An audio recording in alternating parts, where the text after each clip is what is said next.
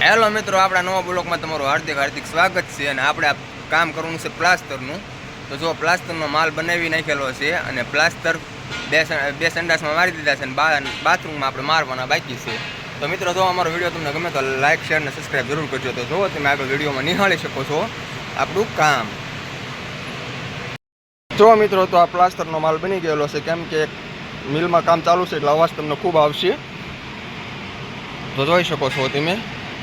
અને જો આ આપણે બે નાવણિયા છે, તો આમાં આપણે પ્લાસ્ટર મારી દીધેલું છે. જો તમે જોઈ શકો છો વિડીયોમાં, બરાબર. તો નીચે આપણે 3 ફૂટમાં સ્ટાઇલ મારવાની છે. જો તો આપણે નીચે આવી રીતના લીટા મારી દેવાના રહેશે. જો આ બીજું સેમ ટુ સેમ એવું જ છે. જો આમાં પણ આપણે પ્લાસ્ટર લગાડી દીધેલું છે, બરાબર. જો તો મિત્રો, હવે આપણે જે છાંટ મારેલા દિવાલું છે એ તમને હું બતાવવા જઈ રહ્યો છું.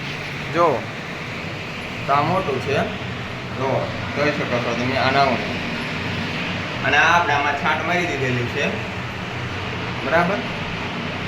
તો આને બેવડવાનું બાકી છે, જોઈ શકો છો તમે. રામ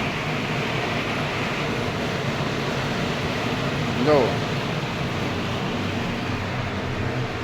આમાં આપણે આ દિવાલમાં પણ છાંટ મારી દીધેલી છે.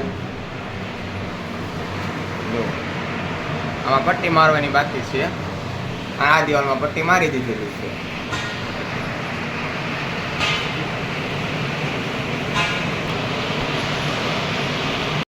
મિત્રો, જો તમને અમારો બ્લોગ ગમ્યો હોય તો લાઈક, શેર અને સબસ્ક્રાઈબ કરજો અને શેર કરજો. ચેનલ સબસ્ક્રાઈબ કરજો.